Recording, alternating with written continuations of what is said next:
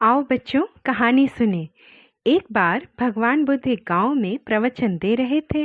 गांव के लोग एकत्रित होकर रोज उनकी बातें सुनते। उसी गांव में एक व्यापारी था जिसकी एक दुकान थी। ग्रामवासी प्रवचन के लिए सुबह से ही निकल जाते, पर वह व्यापारी उनके साथ नहीं जाता था। दुकान में उसके सामान की खरीदारी भी कम हो रही थी, जिससे उसे गुस्सा आ रहा था। वह लोगों से कहता कि बुद्ध के पास तो कुछ काम है नहीं, बस प्रवचन देते रहते हैं। लोग उनकी बातें सुनने में इतना व्यस्त हैं कि मेरी दुकान में कोई खरीदार आ ही नहीं रहा है। गांव के लोग उसे समझाते, हमारे साथ तुम भी चला करो, अच्छी बातें सुनने और सीखने को मिलेंगी। पर वह नहीं जाता। दिनों दिन उसका क्रोध बढ़ रहा था।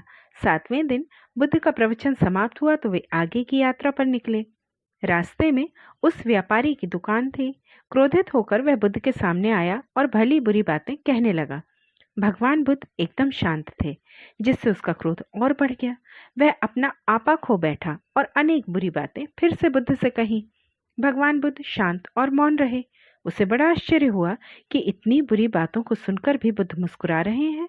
मन की सारी बातें कहने के बाद उसका क्रोध भी शांत हो गया। तब उसने भगवान से पूछा, मैंने इतना भला बुरा आपसे कहा, इतनी गालियां दी, पर आपने मुझे कोई उत्तर नहीं दिया, जरा भी विचलित नहीं हुए। बुद्ध बोले, तुमने गालियां दी पर मैंने ली ही नहीं। यह मेरा विवेक है कि मैं स्वयं निश्चित करूं मुझे क्या लेना है क्या नहीं।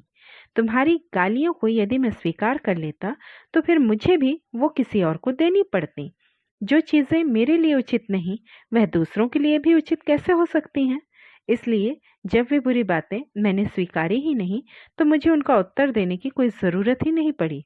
एक बहुत गंभीर बात बड़ी आसानी से भगवान बुद्ध ने उस व्यक्ति को समझा दी।